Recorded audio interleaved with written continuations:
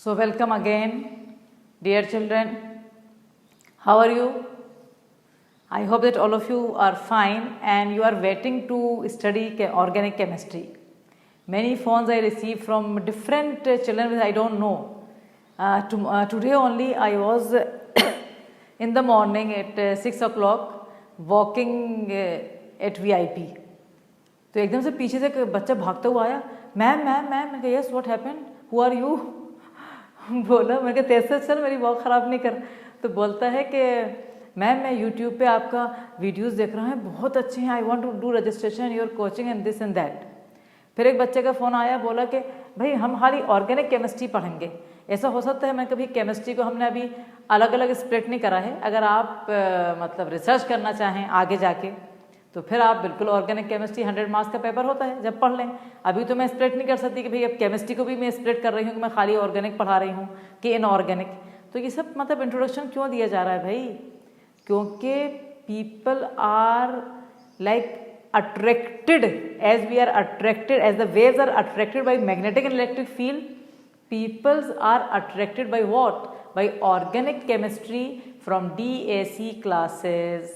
So ये you are lucky that you are having DAC classes, but I have observed one thing, that some of you, the registered one, they are not following the premier classes in organic chemistry. You will be in trouble afterwards because the videos will be very much and you will not be able to revise them. So my request, humble request, that you have to see the video at the same time when it is in live. And then you will be getting 100% better result as compared you have to see it after maybe one day. By any like suppose you have problem or like that's not a problem. Sometimes सबके साथ होता है ऐसा बेटा, but generally बोला है मैंने.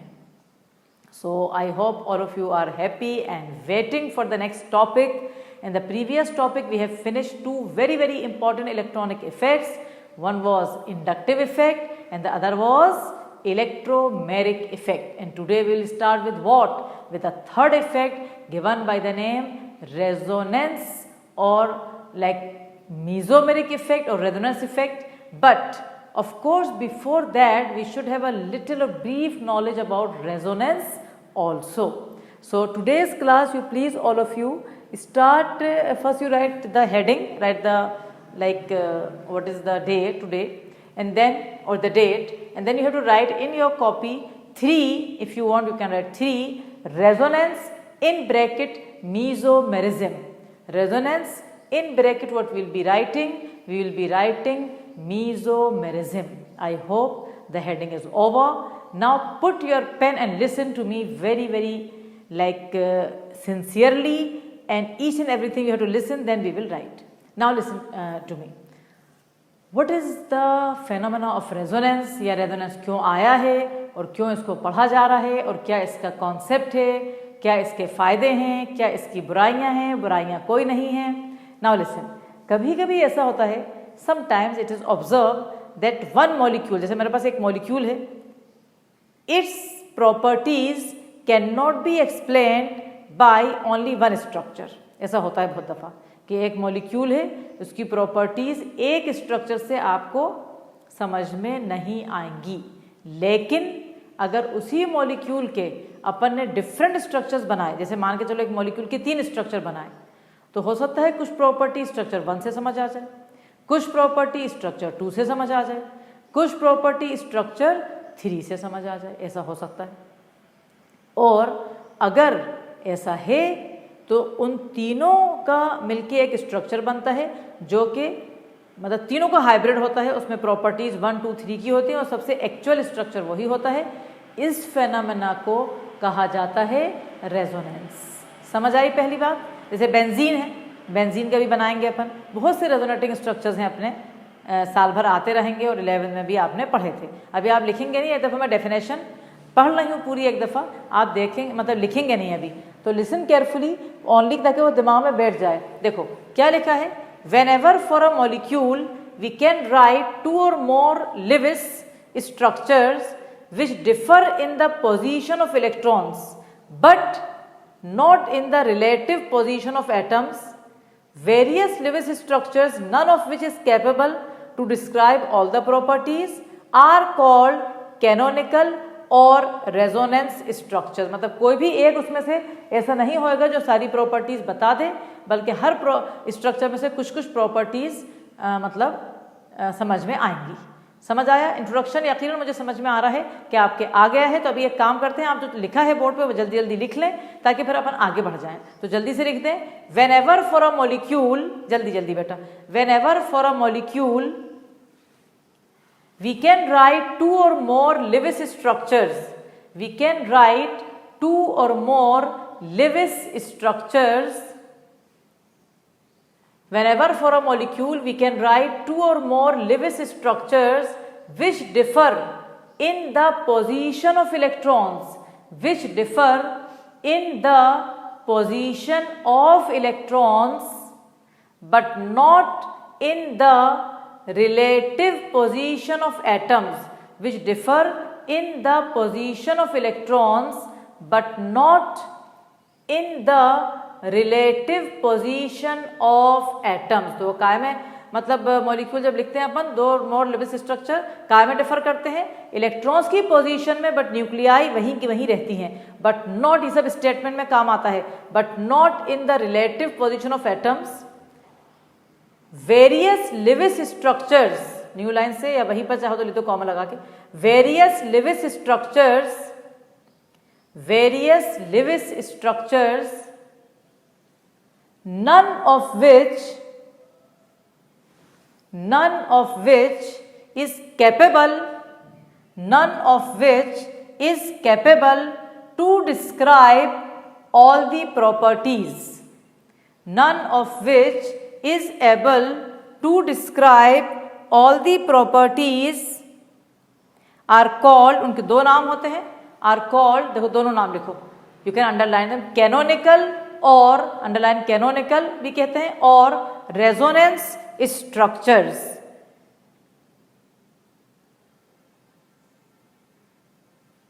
Now अब इसके बाद एक लाइन लिखना है कि जो एक्चुअल स्ट्रक्चर है is not represented by any resonating structure. Actual structure कोई सा भी, जैसे 3 है या 4 है तो कोई सा भी नहीं होगा, बल्कि उन सबका मिक्सचर होगा, जैसे कहते हैं रेजोनेंस हाइब्रिड। तो वहीं कंटिन्यू करेंगे, the actual structure is not any of the RS कर दो resonating structures, but it is a resonance hybrid, but it is a resonance hybrid. मतलब उन तीनों का, ये चारों का। The actual structure is not any of the resonating structure, but it is a resonance hybrid. Okay, but it is a resonance hybrid of all the Lewis structures, of all the Lewis structures. I hope that my children are enjoying and they understood what I have explained to them. Okay, तो the actual structure उनमें से किसी का भी नहीं होता है, बल्कि उनका रेजोनेंस हाइब्रिड होता है। चलो यहाँ लिख लिया है, अब अपन आगे बढ़ जाएंगे जल्दी से। अपन एक एग्जाम्पल दे देंगे जो कि बहुत ही कॉमन एग्जाम्पल है, आप शुरू से पढ़ते आ रहे हैं ये एग्जाम्पल। मतलब आप क्लास 10 से बेंजीन के बारे में सब लोग जानते हैं, और बेंजीन को कैसे लिखा जाता है, कैसे बनाया जाता है, ये सब हम लोग जानते हैं। करेक्ट? तो अब लिखो आप अपनी कॉपी में, for example benzene. What we have to write? We will be writing for example benzene. So for example benzene. Now what is the formula of benzene? Remember, it is C6H6. Now we know that we will be representing it by a hexagonal structure like this, and also we know that it contains 3 electrons, like 3 double bond, not electrons, 6 electrons अंदर, but 3 double bond. But if suppose I will write the structure in this way, no one can tell me it is wrong. अगर electrons की position बदल दी, nuclei same है, अभी आपने क्या लिखा था, in resonance the nuclei position are same but the electrons position is changed. तो यहाँ पर देखा अपन ने कि इलेक्ट्रॉन्स मतलब चेंज हो गए, and we will be writing with another pen here that indicate the sign of resonance, that is this, the two sided arrow, मतलब दोनों तरफ से एरो का साइड डायरेक्शन बताया जाएगा, मतलब ये इधर भी आ जाएगा, वो उधर भी चला जाएगा। And these two are given by scientist Kekule, so they have given the name Kekule structures, these two, structure 1 and structure 2. Actually we have 3 more structures given by Dewar, but they were not very much acceptable. तो मैं बना के ऐसी बता देती हूँ, but वो ज़्यादा जैसे एक्सेप्टेबल नहीं हुए थे। जैसे कुछ लोगों ने कहा कि नहीं 5 हैं, मतलब कुछ लोग कहते हैं अगर आपसे पूछा जाए, जैसे ऑब्जेक्टिव क्वेश्चन आता है सपोज, तो आपको 5 ही बनाना पड़ेंगे, आप 3 से काम नहीं चलेगा, क्योंकि आप एक स्ट्रक्चर जैसे ऐसा बनाया गया था, ये 3 जो स्ट्रक्चर थे, एक ऐसी वर्टिकल लाइन बना के 3 बना लिया, एक आपकी ऐसी हॉरिजॉन्टल लाइन बना के ये 3 बना लिया। ये 3 स्ट्रक्चर जो दिए गए थे, ये दिए गए थे, एक साइंटिस्ट था उसका नाम था डिवार, तो डिवार स्ट्रक्चर इन्हें कहते हैं अपन। तो अगर आपसे कोई कह रहा है कि भाई बेंजीन में टोटल रेजोनेटिंग स्ट्रक्चर्स कितने हैं, तो आप 5 पे ही टिक करोगे, 2 पे नहीं। बट वही वाली बात कि ज्यादा एक्सेप्टेबल वन कौन से हैं, 1 and 2 which were given by scientist Kekulé. Can you draw it fast, very fast? Then we will move further. Hurry up. Draw all the structures. But वही वाली बात कि ज़्यादा important कौन से हैं वो मैंने आपको बता दिया. Okay. So now we will be having like उन्हें पता कैसे चला, मतलब साइंटिस्ट को पता भी तो चलना चाहिए ना। ऐसे अपन ने उठा के कुछ भी कह दिया, मैंने कुछ भी कह दिया, आप कैसे एक्सेप्ट करोगे? मैं तो नहीं करूँ किसी की बात एक्सेप्ट अगर मुझे प्रूव नहीं है उस बात का। तो आप मेरी बात क्यों एक्सेप्ट कर सकते हो? क्योंकि मैं आपको प्रूफ दे रही हूँ। क्या मैं प्रूफ दे रही हूँ? साइंटिस्ट को कैसे पता चला कि चलो वो तो दीवार है, अब जैसे अपन इन दोनों के बारे में बात करें कि structure 1 and structure 2 is not the actual structure. क्यों पता चला? I will tell you. Structure 1 and structure 2 okay are not the actual structure of benzene.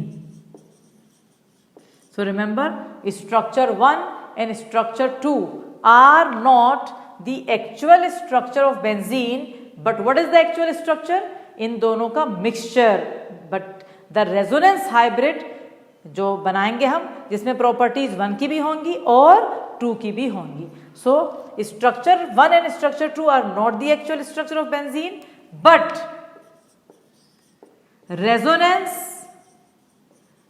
Resonance hybrid जो कि हम बनाते हैं, आप सब जानते हो क्लास 10 की बुक्स में कि ये ऐसा दिखा होता है। But resonance hybrid is the actual structure which has properties of A या 1 कर दें, 1 and 2। अभी इतना लिखो, अभी प्रूव नहीं करा है मैंने, अभी आप इतना लिखो, फिर मैं आपको प्रूव करके बता रही हूँ। जल्दी से लिख लो आप इतना, then I will give you the proof that how I can say that the actual structure is the resonance hybrid structure. I can't say anything without proof. So हो गया, which has properties of 1 and 2. This is the actual structure which is given by the name resonance hybrid. Now listen to me carefully. सुनो ध्यान से। अगर कोई आपसे पूछे, ये चीज IIT के पेपर में आई थी, IIT JEE के पेपर में ये चीज आई थी, क्या? कार्बन कार्बन सिंगल बॉन्ड का लेंथ 1.54 एंगस्ट्रॉम, ठीक है। कार्बन कार्बन डबल बॉन्ड का लेंथ 1.34 एंगस्ट्रॉम। और अगर किसी को जैसे लग रहा हो कि एंगस्ट्रॉम सुन के उसके कान में कुछ अजीब लग रहा हो, तो प्लीज अजीब नहीं लगाओ, it is a unit of length, and एक एंगस्ट्रॉम में 10 to power -10 ऑफ मीटर होते हैं, ठीक है। तो क्या बोल रही हूं मैं आपको कि कार्बन कार्बन सिंगल बॉन्ड का जो बॉन्ड लेंथ है वो 1.54 एंगस्ट्रॉम या 154 पिकोमीटर भी कह सकते हैं अपन, और डबल बॉन्ड का 1.34 एंगस्ट्रॉम। इस हिसाब से अगर ये स्ट्रक्चर पूरा सही होता, सारी प्रॉपर्टीज दे रहा होता, तो इसमें 3 सिंगल बॉन्ड होते 1.54 एंगस्ट्रॉम के, 3 इसमें डबल बॉन्ड होते 1.34 एंगस्ट्रॉम के। लेकिन ऐसा नहीं है, जब बेंजीन के बॉन्ड लेंथ मेजर किए गए तो देखा गया बहुत ही बड़ी चीज, सारे के सारे बॉन्ड लेंथ कितने हैं, बॉन्ड 6, 1 2 3 4 5 6, सारे के सारे 6 बॉन्ड्स बेंजीन में क्या हैं, इक्वल, और उनका लेंथ है 1.39 एंगस्ट्रॉम। यहां दिमाग खटका साइंटिस्ट का, ऐसा कैसे हो सकता है? इसका मतलब है ये भी स्ट्रक्चर पूरी प्रॉपर्टी नहीं दे रहा, ये भी स्ट्रक्चर पूरी प्रॉपर्टी नहीं दे रहा। यहां आया कॉन्सेप्ट काय का कि इन दोनों का मिक्स करके हाइब्रिडाइजेशन हुआ है, रेजोनेंस हाइब्रिड बना है, जो कि सारी प्रॉपर्टीज दे रहा है, कुछ 1 की कुछ 2 की, जो भी बस सबकी दे रहा है। कोई एक प्लांट एक प्रॉपर्टी देता है, एक अमरूद का पेड़ एक प्रॉपर्टी देता है, कभी कभी हाइब्रिडाइजेशन हो जाता है तो अमरूद के पेड़ में थर्ड जो निकलता है उसका एक अलग ही क्वालिटी होती है, अलग ही टेस्ट होता है। बस यही यहाँ हुआ है, स्ट्रक्चर 1 और 2 का मिक्सिंग हुई और एक रेजोनेंस हाइब्रिड बना जिसने सारी प्रॉपर्टीज हमें समझा दी, and that is the actual structure of benzene. This is the proof. Now you can't say wrong, it is a proof. तो आपने इतना सब लिख लिया, structure 1 and structure 2 are not the actual structure of benzene, but resonance hybrid is the actual structure which has properties of 1 and 2। अब new line से, it is proved by the fact that, jaldi, it is proved by the fact that carbon carbon single bond, carbon carbon single bond length equal to 1.54 angstrom, carbon carbon double bond length equal to 1.34 angstrom, but in benzene all the bond length are equal. In benzene all the bond length are equal, that is equal to 1.39 angstrom. So this is the proof that we have a resonance hybrid and we have resonating structures and we have this discovery. So I hope कि मेरे बच्चों को ये बात बहुत अच्छी तरह समझ में आई होगी, और मैं आपको थोड़े से और एग्जाम्पल दे देती हूँ ताकि आपको ये चीज़ अच्छी तरह आपके मतलब समझ में आ जाए। क्या, क्योंकि बीच बीच में हर जगह रेजोनेटिंग स्ट्रक्चर बहुत आएंगे अपने साल भर की जर्नी में ऑर्गेनिक की, वहाँ हम परेशान नहीं हो सकते। So this is one example जहाँ बेंजीन लिखा है आपने, आप बेंजीन को 1 दे दो और अब 2 लिखेंगे आप। जैसे अपन ले लेते हैं फॉर एग्जाम्पल कार्बोनेट आयन, है ना, please write down 2। Second example you have to write carbonate ion, that is the formula is CO3 - 2.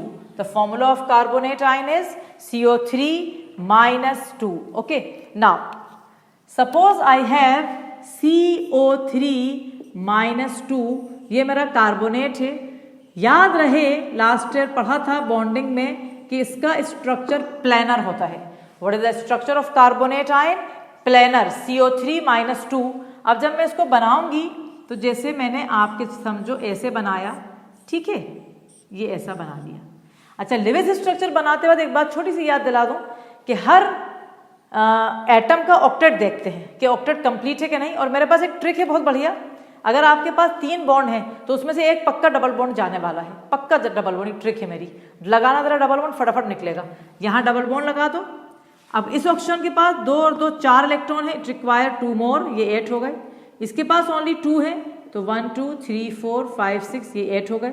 इसके पास भी 2 है तो 1 2 3 4 5 6 ये 8 हो गए। और इसके बाद हमने ऐसा स्ट्रक्चर बनाया और ऊपर -2 चार्ज जो लगी थी वो लगा दिया। ये एक रेजोनेटिंग स्ट्रक्चर है कार्बोनेट आयन का। तो रेजोनेटिंग स्ट्रक्चर लास्ट ईयर बहुत बनाए हैं हमने, लिविस स्ट्रक्चर हमने बनाए हैं बहुत सारे, उनकी डिटेल करने का कोई भी कॉन्सेप्ट नहीं है अभी। अपन सिर्फ इतना समझा रहे हैं कि भाई रेजोनेटिंग स्ट्रक्चर में सेकेंड वाले में आपने जब रेजोनेंस साइन लगाया तो ये डबल बॉन्ड यहाँ आ गया। इससे ज़्यादा अपन इस पर चर्चा नहीं करने वाले हैं क्योंकि ये आपको आता है। और ये भी अभी इलेक्ट्रॉन्स लगा रहे हैं ऑक्टेट करने के लिए, वरना इसकी भी अभी कोई खास इतनी जरूरत नहीं है फिलहाल, लेकिन बताने के लिए मैंने आपको बता दिया। और देखो क्या चीज स्पेशल कंडीशन है कि position of nuclei will not change. See Position of nuclei is not changing, only the electrons position are changing. So the last resonating structure, the double bond will come here, and here the electrons are there, correct, and this is your third structure that is given by this. Now structure number 1, structure number 2, structure number 3, these are 3 structures of carbonate ion, but the resonance hybrid will explain all the properties, not 1, not 2, not 3. और उसके लिए हम ऐसा कर देंगे, अगर resonance hybrid बनाएंगे तो हम उसके लिए ऐसे डॉटेड लाइन बना देंगे, मतलब कहीं पर भी डबल बॉन्ड जो है हमारा रोटेट हो रहा है. सो आप जल्दी से ये बना लें और जल्दी से देख लें. एंड आई होप कि आपको रेजोनेटिंग स्ट्रक्चर और रेजोनेंस समझ में आ गया होगा बहुत बहुत अच्छी तरह. ठीक है बेटा, तो अब ये आपका मतलब रेजोनेंस था. अभी रेजोनेंस इफेक्ट नहीं पढ़ा रही है, अभी तो मैंने सिर्फ रेजोनेंस पढ़ा है ये. अब हम यहाँ आपको ज़रा से ये बता रहे हैं एक चीज़ और. रेजोनेंस जब बनते हैं, जब स्ट्रक्चर बहुत बनते हैं बेटा, जैसे एक स्ट्रक्चर से दूसरा, दूसरे में तीसरा, हर एक स्ट्रक्चर से जब मॉलिक्यूल दूसरे में जाता है तो एनर्जी रिलीज होती है. उस एनर्जी को कहते हैं रेजोनेंस एनर्जी. जितने ज़्यादा रेजोनेटिंग स्ट्रक्चर होते हैं वित्ता ही रेजोनेंस एनर्जी निकलती है, वित्ता ही मॉलिक्यूल स्टेबल होता है. एक लाइन ये लास्ट वाला लिख लो इसके नीचे. फिर एक चीज़ और बता रही हूँ, hurry up. Greater the resonating structure, greater the resonating structure, greater the resonance energy, greater the resonating structures, greater the resonance energy, more stable is the molecule. Greater the resonance energy, more stable is the molecule. So again, greater the resonance structure, resonating structures, greater the resonance energy, more stable is the compound या molecule. ठीक है. उसके अलावा एक चीज़ और, जैसे resonance सीखने के तो बहुत से रूल्स हैं, वो बहुत ऑब्जेक्टिव में आते हैं. अभी तो अपन वो नहीं बता रहे हैं, वो ऑब्जेक्टिव क्लासेस में अलग से बताऊंगी मैं. अभी मैं सिर्फ एक चीज़ बता रही हूँ जो अपने 12th में काम आने वाली है. वो ये है कि जैसे मान के चलो, मैं आपको बहुत बढ़िया एक एग्जाम्पल दूंगी, अभी लिखना नहीं, put your pen for a minute. जैसे कि ध्यान से देखना है अभी, ठीक है, सबको ध्यान से देखना है. मैं एक चीज़ समझा रही हूँ. जैसे आपके पास ये है, ये आपका O है, ये आपका H है, यहाँ पर आपके ये 2 इलेक्ट्रॉन्स हैं, और ये हमने पढ़ा है लास्ट ईयर, ये फिनॉल है. ठीक है, ये हमारा फिनॉल है. ठीक है, फिनॉल एसिडिक नेचर होता है, और कोई भी एसिड 10th क्लास से पता है वो चीज़ होती है जो H देता है, हमें H बाहर देता है. तो अब जैसे अगर फिनॉल H दे देगा, है ना, H दे दिया उसने, तो क्या बना हमारे पास, हमें मिला O, ये H चला गया प्रोटॉन के फॉर्म में, यानी ये इलेक्ट्रॉन भी यहाँ आ गए, ये 2 इलेक्ट्रॉन ऐसे बना दिया अपन ने. इसका नाम है फिनॉक्साइड आयन, इसका नाम है फिनॉक्साइड आयन. ठीक है, ये समझ आ गई.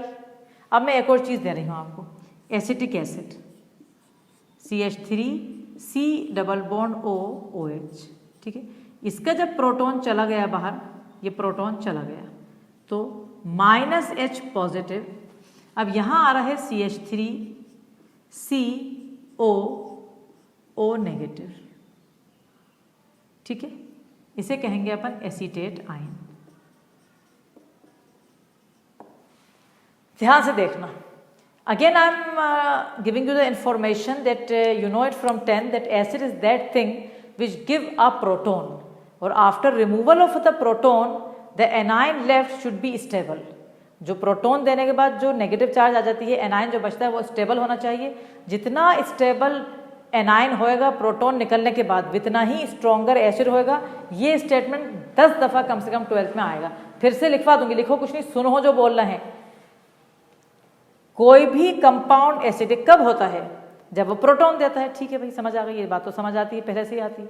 लेकिन 2 है, उसमें से स्ट्रॉन्गर कौन सा होएगा, वो स्ट्रॉन्गर ज़्यादा होएगा जिसका प्रोटॉन निकलने के बाद जो एनाइन है वो ज़्यादा स्टेबल होएगा. इतनी बात दिमाग में आ गई. अब एक काम करते हैं, मैंने इकट्ठा बहुत सी चीज़ें नहीं बोल रहा ताकि आप कंफ्यूज नहीं हो. आप एक काम करो, पहले आप ये बना लो, फटाफट वाला ज़रा कॉपी में बनाओ, जल्दी से वाला, फिर एक लाइन लिखवाएंगे, फिर आगे बढ़ेंगे. थोड़ा जल्दी करना, जल्दी करना. क्योंकि अपना एम है कि रेजोनेंस यानी मेसोमेरिज्म हम ख़त्म करेंगे अपन। तो क्लास का टाइम भी एक सिस्टमेटिक वे में होना चाहिए, 45 to 50 मिनट्स, उसमें ख़त्म होना ज़रूरी है, जल्दी कर लो। तो फिनॉल प्रोटॉन देने के बाद फिनॉक्साइड आयन दे रहा है, एसिटिक एसिड प्रोटॉन देने के बाद एसीटेट आयन दे रहा है। हो गया, वेरी गुड। अब न्यू लाइन से लिखोगे आप, एक लाइन लिखो मेरे साथ, acid is that one which gives a proton. जल्दी, acid is that one which gives a proton. तो again, acid is that one which gives a proton, यहां तक हो गया, comma. Okay, stronger acid is that one, stronger की बात कर रही हूं, stronger acid is that one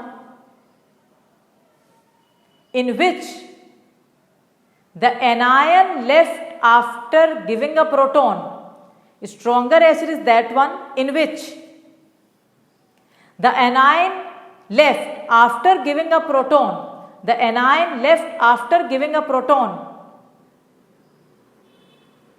should be stable, should be stable, should be stable। ठीक है, हाँ क्या नहीं? बढ़िया समझ में आई बात कि भाई एसिड वो है जो प्रोटॉन देता है, प्रोटॉन देने के बाद जो एनायन बचता है, अगर वो ज़्यादा, वो स्ट्रॉन्ग है, वो स्टेबल है बहुत ज़्यादा, तो वो एसिड स्ट्रॉन्गर है। अब आया क्वेश्चन मार्क, क्या है वो क्वेश्चन मार्क? हमारे पास दो एसिड हैं, फिनॉल भी एसिड कह रहा हो, कार्बोक्सिलिक भी एसिड कह रहा हो, कौन स्ट्रॉन्गर है और क्यों है ये भी मालूम होना चाहिए भाई, ये भी तो पता होना चाहिए। जरा कमेंट में लिख के तो बताना, जरा जल्दी तो बताना, मैं वेट करूंगी थोड़ी देर कि फिनॉल और कार्बोक्सिलिक एसिड में कौन स्ट्रॉन्गर एसिड है और क्यों। पहले लिखो कौन स्ट्रॉन्गर एसिड है, फिर क्यों। जल्दी, फिनॉल के लिए पी लिख दो, कार्बोक्सिलिक एसिड के लिए सी लिख दो, इतना बड़ा नहीं लिख छापो। फिनॉल अगर लग रहा है तो पी लिखो, कार्बोक्सिलिक एसिड लग रहा है तो सी लिखो। Which one is stronger, phenol और कार्बोक्सिलिक एसिड। मिक्सिंग चीजें आ रही हैं, कोई कह रहा है फिनॉल, कोई कह रहा है कार्बोक्सिलिक एसिड। मैं तुम्हें बताती हूं सही आंसर, इसका आंसर है कार्बोक्सिलिक एसिड, इसका आंसर है carboxylic acid is strong acid. अब यहां पर बच्चे का दिमाग खराब होना शुरू हुआ, अब खराब होना शुरू हुआ। अरे यार, अमीना मैडम ने कहा था कि जब रेजोनेटिंग स्ट्रक्चर ज्यादा होते हैं तो मॉलिक्यूल स्टेबल होता है, तो ये क्या बात करने लगी, अभी कुछ कह रही हैं, अभी कुछ करने लगी। अब जरा देखो मेरे साथ, इसके रेजोनेटिंग स्ट्रक्चर, ये एनायन है कि नहीं, ये नेगेटिव चार्ज है इसके ऊपर, ये एनायन है, ये इलेक्ट्रॉन्स यहाँ आ रहे हैं, तो ये बॉन्ड यहाँ जा रहा है। तो अब मैं इसके रेजोनेटिंग स्ट्रक्चर बना रही हूँ, जरा ध्यान से देखते जाएंगे सब लोग। रेजोनेटिंग स्ट्रक्चर बना लेना बाद में, चाहो या बना रहो साथ साथ तो बना लो, कोई टेंशन नहीं है, ये बहुत इंपॉर्टेंट है, ये बिल्कुल हर बच्चों को बनाना आना चाहिए। इसके बगैर तो पूरी केमिस्ट्री बनी नहीं है, इसके बगैर तो आप केमिस्ट्री जीरो हो, मतलब अगर ये नहीं आता। तो ये दो इलेक्ट्रॉन पास वाले बॉन्ड की तरफ गए जो उसके पड़ोस में है, ये आए तो इस कार्बन पे 5 बॉन्ड होगा, तो ये इलेक्ट्रॉन यहाँ खिसक के कहाँ आ गए, ऑर्थो पोजीशन पे। ये एक रेजोनेटिंग स्ट्रक्चर है। मैंने एक चीज समझाई थी, हमेशा समझाती हूँ कि जो भी घर से बाहर जाता है घर वापस आता है। ऐसा नहीं होता कि आज आप घर से बाहर गए नहीं, अब हम नहीं जा रहे, हम घर ही नहीं जा रहे, अब बैठे हुए नहीं, हम घर नहीं जाएंगे, बस अब बैठ गए, कहीं जाके बैठ गए, VIP रोड पे बैठे हुए हैं लेक के सामने, हम घर नहीं जा रहे। ऐसा होता है कभी? नहीं होता। 2 घंटे 4 घंटे 10 घंटे 20 घंटे 50 घंटे घर जाना पड़ेगा, भूखे मरोगे नहीं। In the same way electron जब बाहर गया, बाहर जाके वो घर के अंदर भी आना है, उसे बाहर नहीं पड़ा रहेगा, वो घर के अंदर आएगा। याद रखना ये स्टेटमेंट अमीना मैडम का, क्या मतलब, ये 2 इलेक्ट्रॉन यहाँ आए तो ये 2 इलेक्ट्रॉन खिसक के यहाँ गए, इसे ऑर्थो पोजीशन कहते हैं, पड़ोस वाली ऑर्थो। अब ये इलेक्ट्रॉन बाहर तो चले गए थे, लेकिन बाहर से अंदर आना पड़ेगा इन्हें, क्योंकि बाहर अगर है तो ये स्टेबल नहीं है। तो अब अंदर के लिए अपन अलग पेन से डायरेक्शन बताते हैं, अंदर हर कहीं नहीं जाएंगे, अपने पड़ोस में बिल्कुल एडजेसेंट जगह पे यहाँ जाएंगे। जब ये यहाँ आएंगे तो इस कार्बन पे 5 बॉन्ड आ गए, तो ये इलेक्ट्रॉन यहाँ चले जाएंगे। तो जो दूसरा रेजोनेटिंग स्ट्रक्चर आपका बनेगा, इसके बाद वाला जो बन रहा है वो आपको देखें आप कैसा बनेगा, वो आपको ये ऐसा बन रहा है। यहाँ आया, यहाँ पर नेगेटिव चार्ज आ गई, यहाँ पर आपका ये आ गया। अब इसके बाद जो आपका बनेगा रेजोनेटिंग स्ट्रक्चर में, यहाँ बना देती हूँ नीचे, वो आपका ये बन रहा है। क्या मतलब है इसके बाद वाला? इसके बाद वाला जब बनेगा बेटा, तो ये चार्ज जो बाहर है ये फिर अंदर जाएगी यहाँ, इसकी वजह से ये कार्बन में 5 बॉन्ड है तो ये बॉन्ड यहाँ चला जाएगा। तो कहने का मतलब ये है कि इसके बाद फिर ये रेजोनेटिंग स्ट्रक्चर बन गया, यहाँ पर नेगेटिव चार्ज आ गई, यहाँ पर ये आया, यहाँ पर ये डबल बॉन्ड आया, और ये आपके रेजोनेटिंग स्ट्रक्चर हो गए। इसके बाद तो फिर ओरिजिनल आ जाएगा, अभी वो नहीं बना रहे। अब कोई कहे कि मैडम आपने इसका बनाया तो आपने क्या प्रूफ कर रही हैं, आप 3-3 बना के हमसे क्या प्रूफ कर रही हैं? हम बताते हैं तुम्हें क्या प्रूफ कर रहे हैं। अब ध्यान से देखो, यहां पर ये वाला जो स्ट्रक्चर है हमारा, कौन है ये कार्बोक्सिलेट एनाइन है, ये मेरा कार्बोक्सिलेट एनाइन है, ये मतलब यहाँ पर नेगेटिव चार्ज है। अब ध्यान से देखें आप, जो मेरा कार्बोक्सिलेट एनाइन है इसके अंदर भी रेजोनेंस हो रहा है, ये मैंने रेजोनेंस का साइन बनाया, ध्यान से देखिए। अब आप समझ दिए अच्छी तरह कि जो नेगेटिव चार्ज है वो यहाँ आ रही है, आई कि नहीं आई, क्योंकि नेगेटिव चार्ज होती है ना बेटा, एक्चुअली क्या होती है, नेगेटिव चार्ज एक वो होती है जो घर से बाहर फिरते फिर रहा है, इधर मारे फिर रहे हैं, उधर मारे फिर रहे हैं, इधर चले जा रहे हैं, अपने घर में मजा नहीं आ रहा उन्हें, ये नेगेटिव चार्ज, याद रखना ये स्टेटमेंट। तो वो मारे मारे फिरते फिरते हैं, लेकिन जब उन्हें भूख लगती है या जब उन्हें नींद आती है तो घर ही आना पड़ता है उन्हें, भले कहीं भी मारे मारे फिर रहा है। तो इसके लिए ध्यान रखो हमेशा कि जो भी नेगेटिव चार्ज रिंग से बाहर है या अपने घर से बाहर है वो अंदर जाएगी, वो रोटेट होके अपने घर पे वापस जाएगी, इंसान अपने घर पे ही वापस जाता है। यानी क्या मतलब हुआ इन बातों का, ये इलेक्ट्रॉन्स फ्री हैं, ये अपने घर पे आ गए वापस।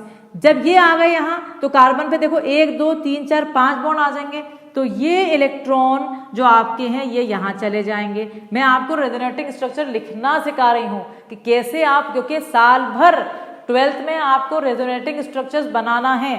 तो इसका जो रेजोनेटिंग स्ट्रक्चर है बेटा वो कैसे बनेगा, वो ऐसे बनेगा, ये CH3 है आपका, ये आपका C है, यहाँ पर ये सिंगल बॉन्ड होके यहाँ नेगेटिव चार्ज आ गई और यहाँ ये डबल बॉन्ड होके आ गई। अब ये हो गया हमारा।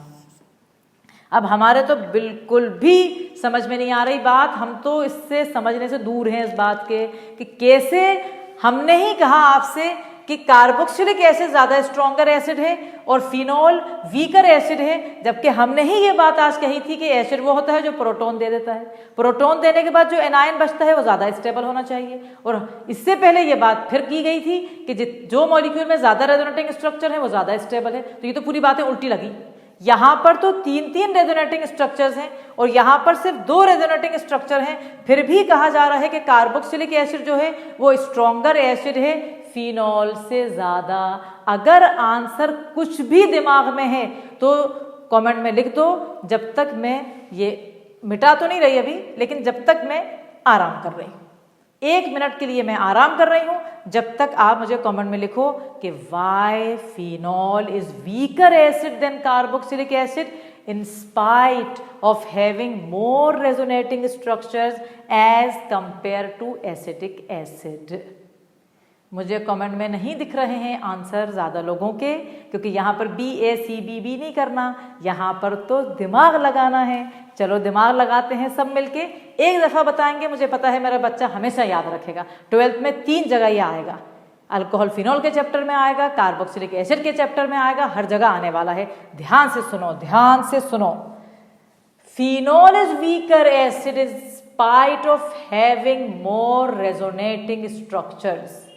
ध्यान से इसको एक तरफ रख दो, जैसे अपन कंप्यूटर में कहते हैं ना मिनिमाइज करते हैं, तो मिनिमाइज करके यूं करके फाइल से यूं तेजी से आगे कोने में घुस जाती है, वही अपन ने करा है, इसको अभी मिनिमाइज कर दिया है। अब दिमाग चला रहे हैं किसी और चीज में, क्या चला रहे हैं, ये चलाया जा रहा है दिमाग, अब आपके मतलब बताया जा रहा है, कहा जाता है 100% एक्सपेरिमेंटली प्रूव्ड जो रेजोनेटिंग स्ट्रक्चर इक्विवेलेंट होते हैं, इक्विवेलेंट यानी जो एक जैसे होते हैं, ट्विंस, सिमिलर ट्विंस जो होते हैं, जो रेजोनेटिंग स्ट्रक्चर इक्विवेलेंट होते हैं वो ज़्यादा स्टेबल होते हैं उन रेजोनेटिंग स्ट्रक्चर से जो इक्विवेलेंट नहीं होते। पहला पॉइंट। दूसरा पॉइंट याद रखना है कि जो भी एलिमेंट मोर इलेक्ट्रोनेगेटिव है उसके पास नेगेटिव चार्ज अगर है तो तो स्ट्रक्चर ज़्यादा स्टेबल है, in spite of the structure in which the negative charge is on that atom which is less electronegative। क्या बढ़िया बात है, मतलब ऑर्गेनिक केमिस्ट्री की क्या डेप्थ है इसके अंदर। देखिए अब आप ये बात जो मैंने बोली है इससे कंपेयर करिए जरा मेरे साथ, ये एनायन और ये स्ट्रक्चर, इसका रेजोनेटिंग स्ट्रक्चर, क्या ये दोनों एक जैसे दिख रहे हैं आपको? मुझे तो बिल्कुल भी नहीं दिख रहा है। यहाँ पर 3 बॉन्ड है अंदर, यहाँ पर एक नेगेटिव चार्ज बाहर चली गई, ये मतलब बिल्कुल यहाँ सिंगल यहाँ डबल, बिल्कुल भी हमें एक जैसे नहीं लग रही है। तो फिनॉल के जो रेजोनेटिंग स्ट्रक्चर्स हैं वो इक्विवेलेंट, इन दोनों को नहीं देखना, इन दोनों को देखो, लेकिन इनको भी देखोगे तो अलग अलग हैं, लेकिन ये दोनों तो बिल्कुल ही अलग दिख रहे हैं। सेकेंड चीज जो बहुत ही ज्यादा इंपॉर्टेंट, फिनॉक्साइड आयन के जो रेजोनेटिंग स्ट्रक्चर है, क्या ये कार्बन है कि नहीं? बताइए आप, ये कार्बन है। आपका कंपैरिजन कार्बन और ऑक्सीजन से चल रहा है बेटा, कार्बन और ऑक्सीजन से चल रहा है। ज्यादा इलेक्ट्रोनेगेटिव कौन है? ऑक्सीजन के कार्बन, यकीनन ऑक्सीजन। लेकिन आपकी नेगेटिव चार्ज कहाँ आ रही है? आपकी नेगेटिव चार्ज आ रही है कार्बन पे, जो कि इनस्टेबिलिटी का कारण है। आ जाओ एसीटेट आयन पे, आओ यहां पर एसीटेट आयन पे, करो इसको बॉक्स में के अंदर ताकि समझ में आए कि क्या चीज समझाई जा रही है आपको। यहां पर करिए आप इसको बॉक्स के अंदर। अब आप बताइए मुझे, क्या ये बिल्कुल एक जैसे नहीं है? ये आपका एसीटेट आयन था, है ना, जैसे ये फिनॉक्साइड था, और इसका ये रेजोनेटिंग स्ट्रक्चर बिल्कुल इक्विवेलेंट है, सिर्फ डबल और सिंगल अलग है, बाकी सब कुछ इक्विवेलेंट है। यहां बिल्कुल इक्विवेलेंट नहीं है।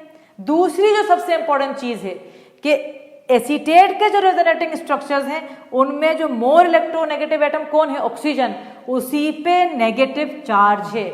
ये है डेप्थ। ये तो अभी ए शुरू हुआ है ऑर्गेनिक केमिस्ट्री का, ये है डेप्थ। जो बच्चे खाली ऑर्गेनिक पढ़ना चाह रहे हैं, बिल्कुल नहीं, पूरी केमिस्ट्री ऐसी पढ़ाई जाएगी, खाली ऑर्गेनिक नहीं पढ़ाई जाएगी ऐसी। ज्वाइन करो, रजिस्टर करो इमीडिएटली, ताकि आपकी क्लासेस नहीं खत्म होए, ताकि आपकी क्लासेस वेस्ट नहीं हो। इलेक्ट्रोकेमिस्ट्री चल रहा है रजिस्टर्ड बच्चों का, 2-2 घंटे की क्लासेस चल रही हैं। इस तरह से आगे बढ़ेगा पूरा सिलेबस। नहीं करो अपने आप को, 12th क्लास बोर्ड है, immediately registered yourself, otherwise the seats will freeze. So I hope it is clear, very good. So अब आप इसको लिखवा तो चुकी हूं मैं, अब अपन ने ये चीज समझ ली है। अब हम अगर चाह रहे हैं आप कुछ अपने आप लिखना अपनी कॉपी में, तो मैं आपको 2 मिनट दे रही हूं, क्योंकि बच्चा कभी कभी समझ के अपने आप लिखना चाहता है, तो आप अपने आप जल्दी से लिख लें फटाफट।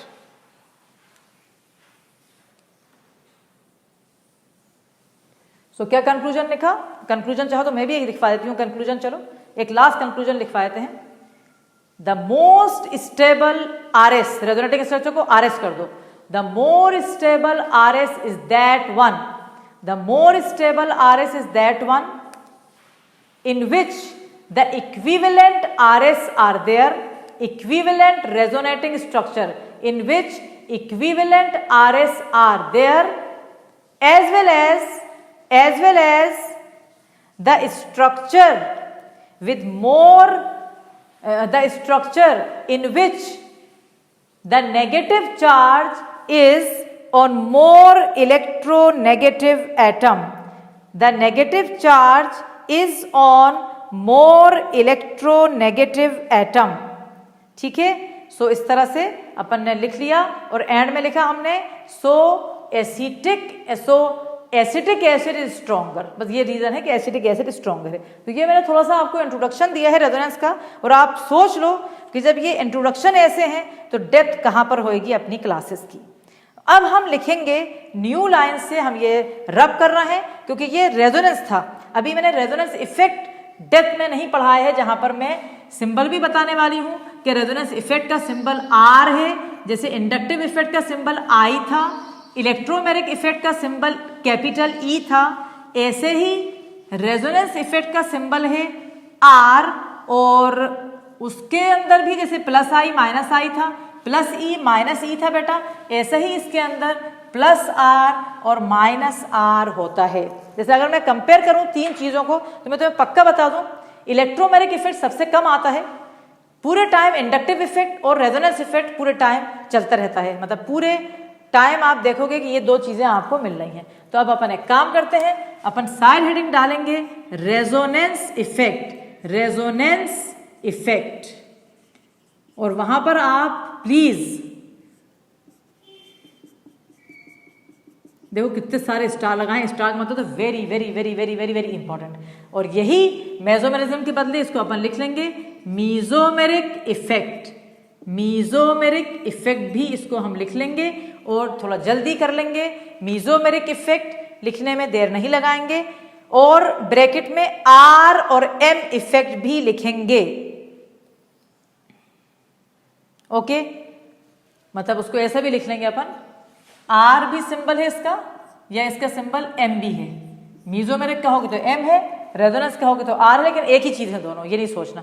पेन रख दो एक दफा जरा, पूरा मतलब अपन ने अभी डिपेक्ट कर दिया है उसे, पर जरा सा एक सिस्टमेटिक डेफिनेशन और प्लस आर माइनस आर का डिफरेंसेस पता होना हमें बहुत सख्त जरूरी है। ध्यान से सुनना। When in a conjugated system, अब एक और नई चीज आ गई, कॉन्जुगेटेड। कॉन्जुगेटेड का मतलब होता है single double, single double. Alternate single और डबल बॉन्ड को बेटा कहा जाता है कॉन्जुगेटेड सिस्टम। ठीक है, इतनी बात समझ आई, लिखेंगे बाद में भी कुछ नहीं, पेन रख दो। When in a conjugated system, ठीक है, transfer of electrons take place, मतलब इलेक्ट्रॉन का मूवमेंट होने लगे, कोई भी कॉन्जुगेटेड सिस्टम में इलेक्ट्रॉन मूव होने लगे एंड उनके मूवमेंट की वजह से पॉजिटिव और नेगेटिव सेंटर बन जाए मॉलिक्यूल में। जैसे अभी तुमने देखा था फिनॉक्साइड आयन में इलेक्ट्रॉन मूव हो रहे थे और उनकी वजह से पॉजिटिव और नेगेटिव सेंटर बन रहे थे मॉलिक्यूल में। इस इफेक्ट को कहा जाता है रेजोनेंस या मीजोमेरिक इफेक्ट। मैं बढ़िया आपको एक डेफिनेशन लिखवा रही हूं या डिक्टेट कर देती हूं, आप लिखिए मेरे साथ। In case of conjugated system, in लिख ही देते हैं चलो, in case of conjugated system, right, in case of conjugated system, in case of conjugated system, and please underline conjugated system, the electron can flow from one part of the system to the other. The electrons can flow, the electron के लिए मैंने ऐसा लिख दिया, electrons can flow from one part of the system, from one part of the system to another, from one part of the system to another, creating, क्या create करता है, centres, creating centers of positive and negative charges. Underline positive and negative charges. Okay, this is called resonance effect. This is called resonance effect. Okay, now अब हम लेंगे types of R effect. Next heading डलेगी types of R effect, उसमें 1 डलेगा plus R और plus M effect. So please remember, as we have done in I, in E, always we have positive and negative. So here also we have positive mesomeric effect और positive resonance effect. अब ध्यान से सुनना, पहले एक minute. जो भी atom conjugated system से जुड़ा है, जो भी एटम कॉन्जुगेटेड सिस्टम से जुड़ा है, अगर वो इलेक्ट्रॉन दे रहा है कॉन्जुगेटेड सिस्टम को, तो उसे कहा जाता है प्लस आर या प्लस एम इफेक्ट। लिखो definition, if the atom attached to the conjugated system, if the atom attached to the conjugated system donates the electron to the system, donate the electron to the system, then it is called resonance effect. Then it is called resonance effect. It is called resonance effect. Plus R. So it is called plus R effect. Now I will take one example. For example, you have benzene ring. Normally अपन के course में बहुत ज़्यादा benzene ring से ही आएगा। उसके ऊपर मान के चलो OH लगा है, ठीक है, इसके पास एक इलेक्ट्रॉन यहाँ है, एक इलेक्ट्रॉन यहाँ है। मेरे पास एक बहुत ही सिंपल तरीका है बताने का कि अगर जो आपके पास ग्रुप लगा है बेंजीन रिंग से जो अटैच है, उसका जो एटम जुड़ा है बेंजीन रिंग से, अगर उसके पास लोन पेयर ऑफ इलेक्ट्रॉन्स हैं तो 100% वो इलेक्ट्रॉन देगा, वो प्लस आर ग्रुप होगा। तो जैसे अपन कह रहे हैं ना कि प्लस आर या प्लस एम इफेक्ट में, मतलब वो जो समझाया अभी कि जब कोई इलेक्ट्रॉन लगा होता है बेंजीन रिंग के ऊपर और अगर वो इलेक्ट्रॉन हमें इलेक्ट्रॉन दे रहा है, मतलब वो ग्रुप इलेक्ट्रॉन दे रहा है कॉन्जुगेटेड सिस्टम को, तो उसे कहा जाता है प्लस आर या प्लस एम इफेक्ट, ठीक है ना। अब इसकी जो एग्जाम्पल अपन ले रहे हैं वो है फिनॉल, है ना। तो उसको समझने की तरकीब बहुत अच्छी है कि फिनॉल का जो ऑक्सीजन एटम है उसके ऊपर आप देखो लोन पेयर ऑफ इलेक्ट्रॉन है। कोई भी एटम जो जुड़ा है कॉन्जुगेटेड सिस्टम से, अगर उस एटम पे लोन पेयर ऑफ इलेक्ट्रॉन होए तो वो कॉन्जुगेटेड सिस्टम को इलेक्ट्रॉन देगा। अभी मैंने इससे पहले भी बताया था आपको, और अब मैं फिर से आपको बता रही हूँ इसके रेजोनेटिंग स्ट्रक्चर कैसे चलेंगे। देखिए आप, ये 2 इलेक्ट्रॉन अपने पास वाली जगह पे आएंगे, ये जगह है, जिसकी वजह से इस कार्बन पे 5 इलेक्ट्रॉन्स हो जाएंगे, तो ये यहाँ आ जाएगा। ठीक है बेटा, ये मतलब पूरी केमिस्ट्री में साल भर चलेगा। जिसको भी बनाना नहीं आता है वो प्रैक्टिस करेगा घर में अच्छी तरह, ताकि बना ले। ये 2 इलेक्ट्रॉन बाहर आ गए तो यहाँ नेगेटिव चार्ज आ गई, यहाँ पर डबल बॉन्ड आ गया बेटा, यहाँ O और ये H, और यहाँ पर पॉजिटिव चार्ज है। अगर चाहो तो पॉजिटिव भी लगा सकते हैं, वैसे तो खैर ऑक्सीजन की ऑक्टेट कंप्लीट है, पर कुछ बुक्स में पॉजिटिव लिखा हुआ है तो कोई टेंशन नहीं, लगा दो। पॉजिटिव मतलब इसलिए लगा रहे हैं कि लोन पेयर चलेगा, वरना ऑक्टेट ऑक्सीजन की कंप्लीट है, लेकिन लगाने में गलत नहीं कहेगा कोई। उसके बाद जैसे अभी समझाया था कि कोई चीज़ बाहर है चार्ज तो अंदर जाएगी अपने घर के अंदर, तो ये अंदर आई, तो इसकी वजह से ये इलेक्ट्रॉन यहाँ पर इस कार्बन पे 5 इलेक्ट्रॉन्स ना होने की वजह से ये चार्ज बाहर चली गई। अब आप देखोगे कि आपके पास जो नेक्स्ट रेजोनेटिंग स्ट्रक्चर बना उसके अंदर नेगेटिव चार्ज यहाँ आ गई, और यहाँ पर डबल बॉन्ड OH, और ये आपका पॉजिटिव चार्ज है ना। फिर ये बाहर थी, फिर ये अपने पड़ोस वाले जगह पे गई, फिर ये इधर आ गए इलेक्ट्रॉन, क्योंकि इस कार्बन पे फिर 5 बॉन्ड हो गए।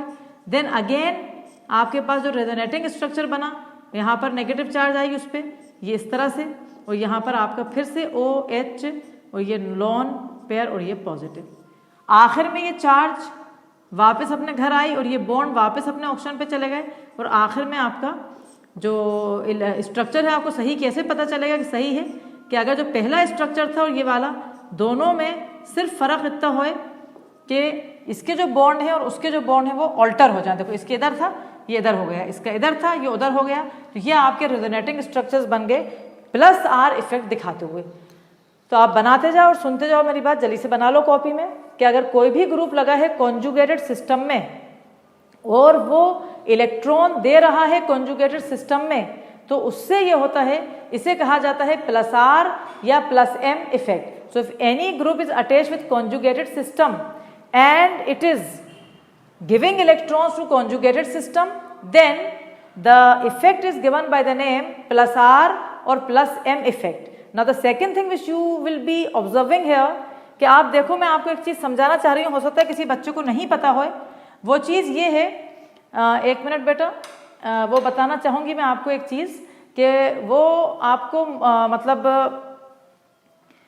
क्या, जैसे ये आपके पास ये स्ट्रक्चर है ना, जैसे आपके पास ये स्ट्रक्चर है, ये जो स्ट्रक्चर है आपके पास, इसके अंदर ये आपका कोई ग्रुप लगा है, जैसे ये वाला जो पोजीशन है ये ऑर्थो है, ये जो पोजीशन है ये भी ऑर्थो है, ये वाली पोजीशन मेटा है, ये वाली पोजीशन मेटा है, और जो जस्ट उसके नीचे आ रही है बेटा वो पैरा है। ये याद रखेंगे अच्छी तरह कि ये 2 पोजीशन ऑर्थो हैं, और आप चाहें तो अलग से जब तक ये स्ट्रक्चर बना रहे हैं प्लीज़ आप ये काम भी कर लें कि ये स्ट्रक्चर पूरे बना के और ये भी कर लें, नहीं तो फिर आप परेशान होंगे और आपको समझ ही नहीं आएगा। कुछ बच्चों को होता है 11th का जैसे ये पार्ट नहीं आता हो तो वो ऑर्थो मेटा पैरा समझ नहीं पाए। So I hope it is clear my dear children. And यहाँ पर ध्यान से देखिए आप कि इस ऑर्थो पे नेगेटिव है, फिर इस पैरा पे नेगेटिव है, फिर इस ऑर्थो पे नेगेटिव है। मतलब कहने का मतलब क्या है कि जब भी +R, ध्यान से सुनना ये स्टेटमेंट, जब भी +R ग्रुप लगता है कॉन्जुगेटेड सिस्टम में तो ऑर्थो और पैरा पोजीशन पे नेगेटिव चार्जेस आती हैं, और वहां पर आके इलेक्ट्रोफाइल, मैंने समझा था तुम्हें पॉजिटिवली चार्ज होता है, वहां पर आके इलेक्ट्रोफाइल अटैक करता है। ये पूरा डेप्थ है 12 की, लेकिन इसको अपन को यहां देखना है। तो अब अपन एक लाइन लिखेंगे इसके जस्ट नीचे, so when +R group is attached, when +R group is attached to the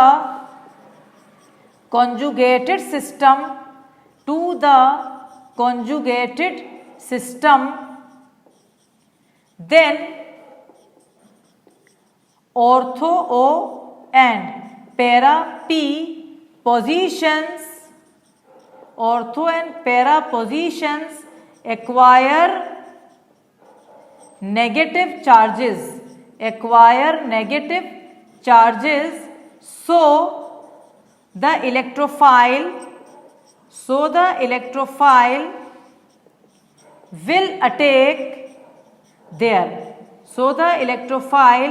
will attack there, ठीक है बेटा। तो ये सब चीज जो पढ़ लो ना, ये एक एक चीज 12th में आ रही है, बहुत ध्यान से प्लीज इसका रिवाइज कर लो अच्छी तरह कि जब भी कोई ग्रुप लगा है, अगर वो इलेक्ट्रॉन दे रहा है कॉन्जुगेटेड सिस्टम में, तो ऑर्थो और पैरा पे नेगेटिव चार्जेस आती हैं और इसके वजह से इलेक्ट्रोफाइल वहां आके अटैक करता है। इसीलिए ध्यान से सुनना, प्लस आर ग्रुप्स जो है वो ऑर्थो पैरा डायरेक्टिंग ग्रुप्स कहा जाता है, क्योंकि जो इलेक्ट्रोफाइल है वो डायरेक्ट हो रहा है, अपना डायरेक्शन कहाँ दे रहा है, ऑर्थो और पैरा पे। तो ये लाइन में लिखती हूँ, इसके जस्ट नीचे आप लोग लिख लो, hence plus R groups, hence plus R groups are ortho para directing, plus R groups are ortho para directing towards the electrophilic substitution reaction, towards the electrophilic substitution reaction। ठीक है, सो एक एग्जांपल दी थी, जैसे कोई भी, जैसे NH2 है, तुमने अमीन्स पढ़ा था, NH2 में भी नाइट्रोजन पे लोन पेयर है तो वो भी प्लस आर ग्रुप से। ऐसे ही हेलोजन, सारे हेलोजन पे लोन पेयर होते हैं, वो भी प्लस आर ग्रुप है, जबकि हेलोजन बहुत ही स्ट्रॉन्ग माइनस आई ग्रुप भी हैं। माइनस आई जानते हो, जो इलेक्ट्रॉन विड्रॉ करते हैं, आपने पढ़ा था, ये मैंने लिखवाया था पिछली क्लास में।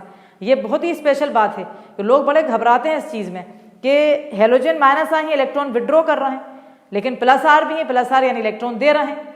माइनस आई हेलोजन्स का मतलब प्लस आर से ऊपर होता है, लेकिन उसके बावजूद वो इलेक्ट्रॉन देते हैं क्योंकि उनमें लोन पेयर होता है। ये बहुत स्पेशल चीज़ है, ये बोर्ड में आ चुका है ये क्वेश्चन, ये जेई नीट हर जगह ये क्वेश्चन आ चुका है, इस पर बहुत ध्यान रखना।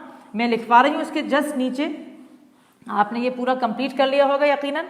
अब आप एक लाइन लिखेंगे, बहुत इंपॉर्टेंट लाइन लिखवा रही हूँ मैं आपको, please write down all of you, that halogens are, halogens write in star, hurry up बेटा, halogens are strong minus I group, but they also show plus R effect, they also show plus R effect, and bracket में लिखा जाएगा ये, and minus I predominate. ये चीज बच्चों को बहुत घबराती है कि माइनस आई अगर प्रीडोमिनेट कर रहा है तो फिर इलेक्ट्रॉन दे कैसे रहा है, फिर तो इलेक्ट्रॉन को विड्रॉ करना चाहिए। Minus I predominate plus R, minus I predominate plus R, but still, अब ये अलग पेन से लिखोगे पूरा, बहुत इंपॉर्टेंट है, but still they are ortho para directing, they are ortho para directing due to plus R effect, क्योंकि lone pair है तो इसलिए ये ऑर्थो पैरा होते हैं। अब आप जैसे इनका स्ट्रक्चर बनाएंगे, जो बच्चा समझ गया है वो 1000 रेजोनेटिंग स्ट्रक्चर बना सकता है एक जैसा, क्योंकि हर रेजोनेटिंग स्ट्रक्चर का कॉन्सेप्ट वही है, ये इलेक्ट्रॉन यहाँ आए, ये इलेक्ट्रॉन यहाँ गए, मतलब एक हाथ चलाना सीख लो, क्योंकि ये स्ट्रक्चर तुम्हारे पास 50-100 आएंगे साल भर में। और मैं तुमसे अभी से कह रही हूँ कि मैं साल भर में ना तुम्हें बच्चों को जैसे पढ़ाऊंगी नहीं इसको। जब मैंने अलग से पूरे इंट्रोडक्शन के 5-6 लेक्चर लिए हैं तो यकीनन मैं एक्सपेक्ट आपसे यही करने वाली हूँ कि आप जो है बिल्कुल सब कुछ करके बैठेंगे, और जब पढ़ाएंगे 12th का तो आप ये चीज़ आपके लिए बिल्कुल नॉर्मल होएगी कि हाँ I know it, because the concept it's clear and this is all about the revision of class 11th. So these type of structures will be coming out, and again you will be observing one thing very special here, that the ortho and para position acquire negative charges, so the electrophile will attack on these positions. So अब इसमें इतना ज़्यादा लिखने की जरूरत अपन को नहीं पड़ रही, क्योंकि कोई भी ग्रुप जो लग रहा है जिसपे लोन पेयर है वो ऑर्थो पैरा डायरेक्टिंग है ड्यू टू प्लस आर। ऐसे ही जैसे NH2 ग्रुप है वो भी प्लस आर है, जैसे NH2 है ये प्लस आर भी है एंड माइनस आई भी है, क्योंकि मैंने तुम्हें ट्रिक दी थी अगर कार्बन से ज्यादा इलेक्ट्रोनेगेटिव ग्रुप होगा तो वो हमेशा माइनस आई होगा, ये ट्रिक मैंने तुम्हें दी है। और लोन पेयर है तो प्लस आर भी होगा, लेकिन इसका अमीन्स का प्लस आर प्रीडोमिनेट करता है, हमेशा प्लस आर प्रीडोमिनेट करता है हेलोजेंस के अलावा। हेलोजेंस का माइनस आई प्रीडोमिनेट करता है, उसके बावजूद वो ऑर्थो पैरा डायरेक्टिंग होते हैं, क्योंकि lone pair free electrons conjugated system में जाते हैं।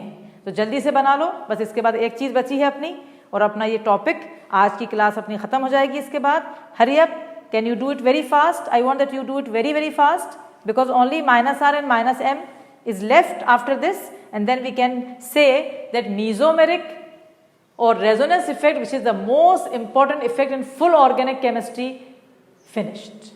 इसके बाद आप पढ़ेंगे अगली क्लास में हाइपर कॉन्जुगेशन, बट जल्दी से कर लो, ये प्लस आर इफेक्ट हो गया है।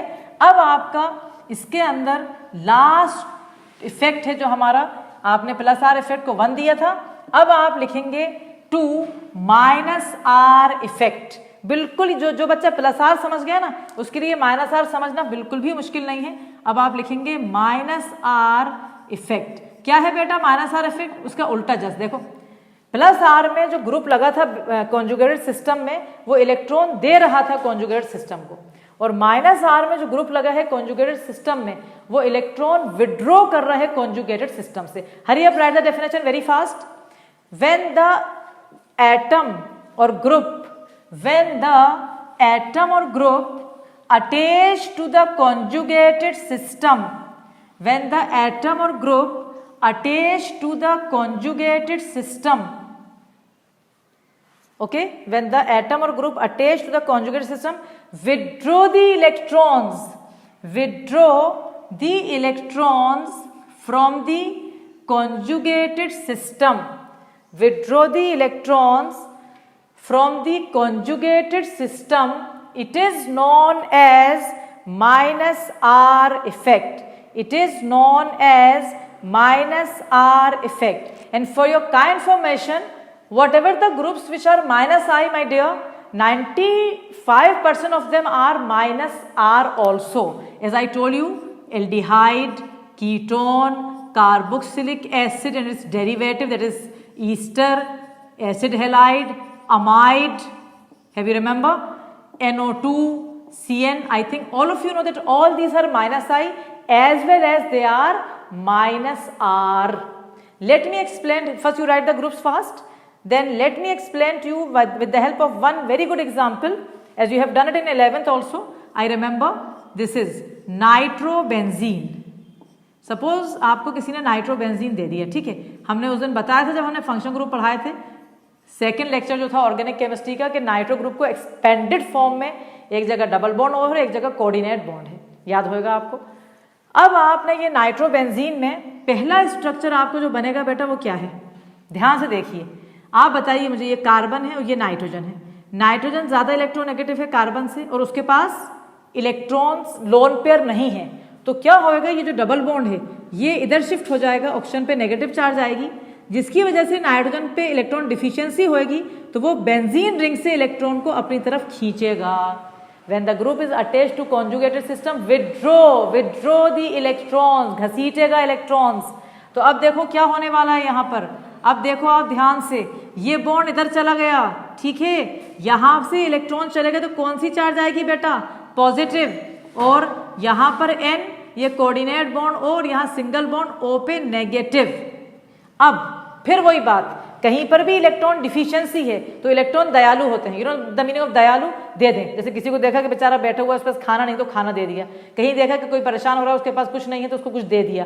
तो ऐसे ही इलेक्ट्रॉन बहुत दयालु होते हैं, वो देख रहे हैं कि पॉजिटिव चार्ज है, वहां पर इलेक्ट्रॉन की डिफिशियंसी है, तो वो फौरन अपनी जगह पर से उठेंगे। ये उठे और आके यहाँ पर इन्होंने अपने इलेक्ट्रॉन्स दे दिए, लेकिन वो इतने दयालु हैं कि जैसे मेरे पास मान के चलो कि 50 रुपए हैं सिर्फ, और कोई बंदा परेशान है तो मैंने पूरे के पूरे 50 रुपए उसे दे दिए, now I am not having anything in with me. So this is the type of kindness and generosity the conjugated system has, that वो अपने इलेक्ट्रॉन्स दे देता है पूरे, लेकिन भूल जाता है कि उसके पास खुद इलेक्ट्रॉन डिफिशियंसी हो गई, तो यहाँ पर ये आ गया और यहाँ पर इलेक्ट्रॉन डिफिशियंसी हो गई। आया समझ? और ये वाला पार्ट तो पूरा वैसे ही रहेगा जैसा था।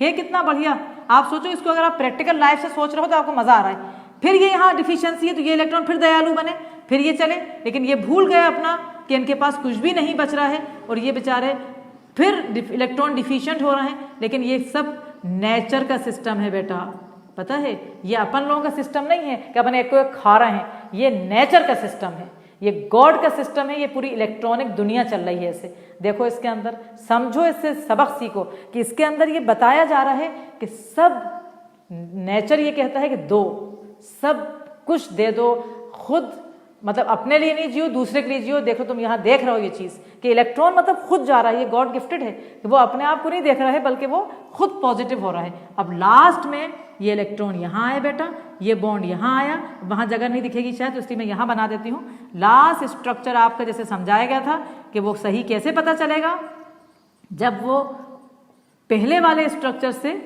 इलेक्ट्रॉन्स इन्वर्टेड होंगे। तो ये सारे जो स्ट्रक्चर्स हैं जैसे बहुत से पढ़ेंगे अपन, तो अभी तो ये तो रिवीजन है ना, 12th में तो घुसा ही नहीं है यार। अभी सोच तो लो 6 लेक्चर 7 पढ़ा दिए, अभी 12th में ही नहीं घुस पा रहा है, क्योंकि यही ऑर्गेनिक केमिस्ट्री की स्पेशलिटी है। जिन्होंने ये 6 या 7 लेक्चर समझ गए वो ऑर्गेनिक के मास्टर बनने वाले हैं, मैं पक्का बोल रही हूँ तुमसे। जल्दी बना लो, ये लास्ट चीज़ है माइनस आर इफेक्ट। तो रेजोनेंस या मीजोमेरिज्म में मैंने आज मुझे लग रहा है कि बहुत ही दिल से पढ़ाया है और बहुत ही अच्छा आपको यकीनन समझ में आया होगा, क्योंकि अपन ने इसमें कोई चीज़ छोड़ी नहीं है। अब अपना जो इलेक्ट्रॉनिक इफेक्ट्स हैं उसमें बस एक बचा है, जल्दी से बना लो, नहीं बना हो तो रिविजिट कर लेना वीडियो, क्योंकि ये बहुत इंपॉर्टेंट वीडियो, उसको रिविजिट कर सकते हो 2 दफ़ा 3 दफ़ा 4 दफ़ा, जितनी दफ़ा देखना है। स्प्रेड करो, मैंने तुम्हें पहले भी बताया था, मैं फिर से बता रही हूँ, रजिस्ट्रेशन फ्रीज हो रहे हैं क्लास 12th में। मैं तुमसे पहले भी कह चुकी हूँ, क्योंकि इस साल जब ऑफलाइन मोड अगर लास्ट के 2 महीने भी मिला तो जब भी किससे मिलेगा कि डिस्टेंसिंग से। I have taken one big hall again for that, for distancing, but I can't take 200 people together, so the registration maybe will freeze till the end of June or the first week of July. If any one of your friends still are waiting and they are lazy कि हाँ अभी कर लेंगे हम तो अगस्त में कर लेंगे, तो they will not get the seat in DSE classes. So please remember this and tell your friends, many of them, to register fast. They will not get the quality of DSE classes anywhere. और ये हमने दिखा रहे हैं, ये हमने आपको खुद बता रहे हैं, मतलब ये कोई कहने की चीज़ नहीं है, खुद देख रहा हो, जो अक्लमंद है वो समझ रहा है ये बात। सो बहुत हो गई बात, all the best, good day, bye bye.